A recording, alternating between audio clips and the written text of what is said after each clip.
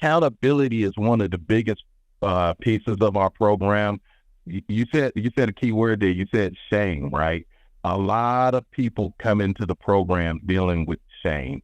The shame of the commitment offense that they're in prison for, the shame of the trauma that they've been through in their life. And we just try to get people to understand that the way you grew up was not your fault, right? We let them know, although we talk about the way parents raised us, and parents did the best they could with what they had, right? And we're not blaming anybody, so we get them to the point to understand no one was at fault for how we grew up. Things happened, people did the best they could do, but now where do we start to take accountability for, right? For that journey. Also, we let them know that you are not your crime, right? You may be in prison for murder, but you're not a murderer. You made a bad choice. You made some bad choices in your life. You went down the wrong road. We want you to understand that you can go back to being your true, authentic self, right? And that is our journey. We want to go back to being who we were. I wasn't born armed and dangerous, right?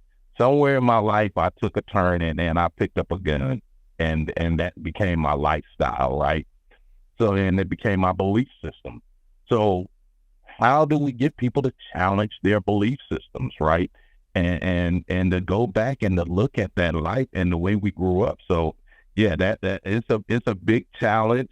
A lot of times when you ask people to challenge their belief system, they believe that you're telling them that someone that raised them, their caregiver, did it the wrong way, and then you have to sit down and explain to them, no, that's not what we're saying.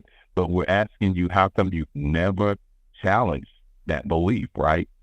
And so throughout the year, we want to start challenging our belief system, whether it's the male role belief system, whether it's the prison role belief system, whether it's a gang role belief system.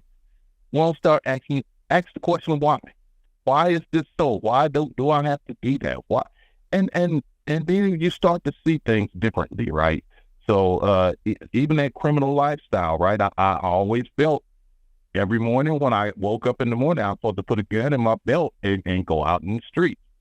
Why did I feel that way, right? So I started asking myself those questions. Why? And it was because I was insecure, because I wanted to be accepted, because I wanted to feel like I was important around the guys that I was hanging out with. And that right there was not a reason to go out and do the harm that I was doing in my community.